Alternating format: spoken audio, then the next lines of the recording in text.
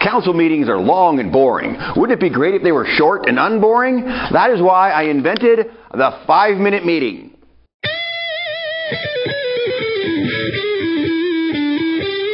Jim Falkenstein here with the Ashland City Council meeting of August 1st. It started off with a bunch of proposals, and it's a hot day, so just so you know, one of the Jewish temples is open, and the Senior Center is open from 12 to 5. I don't know how many days it's open, and I'm assuming it's because they have air conditioning, I guess. Then, the Theater Corridor Act. We picked a guy, an artist, to come up with some things for the theater corridor next to the Starbucks, and he showed us 2 ideas. And one was a big bouncing ball, and the other were 3 people cut out of different colored metal. And did the council approve or not? It didn't matter. He was just telling them it's up to the Community Art Commission to pick which one wins. He was just showing off the council, showing them what they might get. There we go, end of that. And then somebody from SORTI, which was an economic development committee, they show up once a year and tell the council how great they are because they get tax breaks for companies and give them loans so that they stay in the Southern Oregon region and then provide jobs for cool people that live here. And apparently they shared a lot of stats, and the lady there said, we're doing a pretty good job. So, okay. And then, I don't know if you know, Ashland is a nuclear-free zone. And next week, they're going to celebrate, or you don't celebrate Hiroshima Day, you observe. They're going to observe Hiroshima Day, and then on the 9th, they're going to observe Nagasaki Day in remembrance of that. And then the Ashland high school football coaches all came back from Japan. I think they brought the team too, but that was yesterday. And then they were talking about what a great cultural event it was. It wasn't just about football. It was about athletes learning things. And it was a great thing. And everyone should appreciate it's not just jocks get to go have fun. It's they, soak up some culture. So that's good for everybody, isn't it? I guess. Sure. And then public forum, crazy people get to talk, and normal people get to talk. Then the one lady said, hey, there's pot growers in my neighborhood, and it's smelly, very smelly for my poor neighbor. She's getting wiped out by this smelly pot guy next to her. And then the criminals smell the pot, and they come into the neighborhood looking, where's the pot?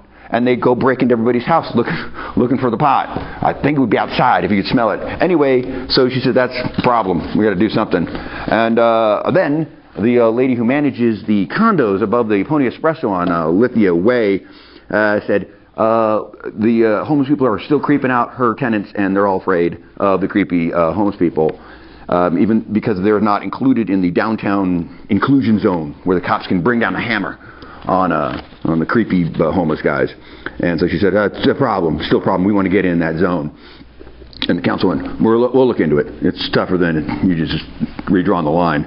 And then, so then the owner of the Pony Espresso condos came and said, by the way, I don't know if you know this, but we're not in the inclusion zone, and that's a problem for us.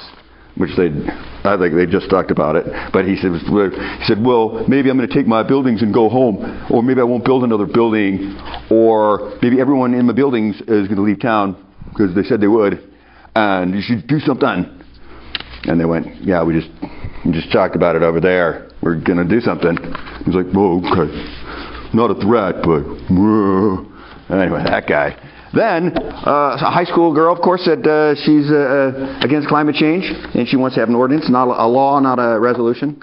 And then, crazy gray-haired guy was there again, and he said solar panels, if we get enough solar panels, it's really going to piss off the energy company, and that would be cool and fun to watch, wouldn't it? That was his thing today. Okay, that was good. All right, then we go to the consent agenda where there were 5 things all lumped together, and the council just approves them or not. But first they chatted about a couple things, and one of them was something to do with biofuels, and they were talking about how much biofuel goes into a pot, into a bucket, mixed with regular fuel. And someone from the city came by and explained that. And then something about paying back a loan for the water treatment thing. So some money was going up in one of these approvals, and there was no real answer. We just kind of talked about it a little bit, and then everyone just kind of looked weirdly at the sky and went, approve them all. Approved them all. Of course they did. Then they decided on whether or not to change Columbus Day to Indigenous Peoples Day in October, second week of October. And so they had 4 Native Americans come speak to that. And or wait, what should I call them? Indigenous people spoke to that, and then they were kind of like, it's kind of the least you could do. Literally, the absolute least is make it no longer Columbus Day and now make it Indigenous Peoples Day. And by the way, we're not big fans of whole Dead Indian Memorial Road, in FYI. And the council fell all over themselves to agree, and it was as though the four Indigenous people thought for like a nanosecond that the City Council of Ashland wouldn't do everything to assuage their various white guilts. Approved unanimously. Plus, Mayor didn't even need to vote, but he goes, make sure I approved it. So I'm in on that approval of Indigenous Peoples Day. Then there's a downtown parking plan, and that was apparently something they've been working on for a while. And they presented this plan, and one lady spoke up. We had a public forum, and she said, I want an electric shuttle. It goes around the Ashland. And then another lady said she wanted, I'm not going to lie, no clue, really, something to do with similar things. And then another lady came and said, we should hire a full-time parking manager for the city of Ashland. And then which guy said, they loved him for this guy. How did he do it? He said, how about instead of adopting the plan, we accept the plan. And everyone went, accept the plan. Those are good words. That means we agree with it, and we just do parts of it that we like, and if it's something's too expensive to do, we don't like it, we just kind of don't do it. And they all went, that's the best way to say that. So they accepted the plan.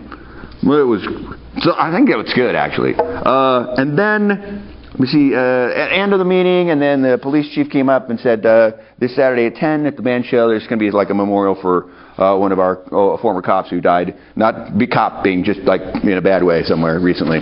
So everyone's sad there. And then this one, she said, hey, what did she say? Oh, she said, so hot, everyone should use electricity less this week so we don't have a brownout. So she's going to eat salads and use less electricity. And there's your meeting. 5 minutes. You're welcome.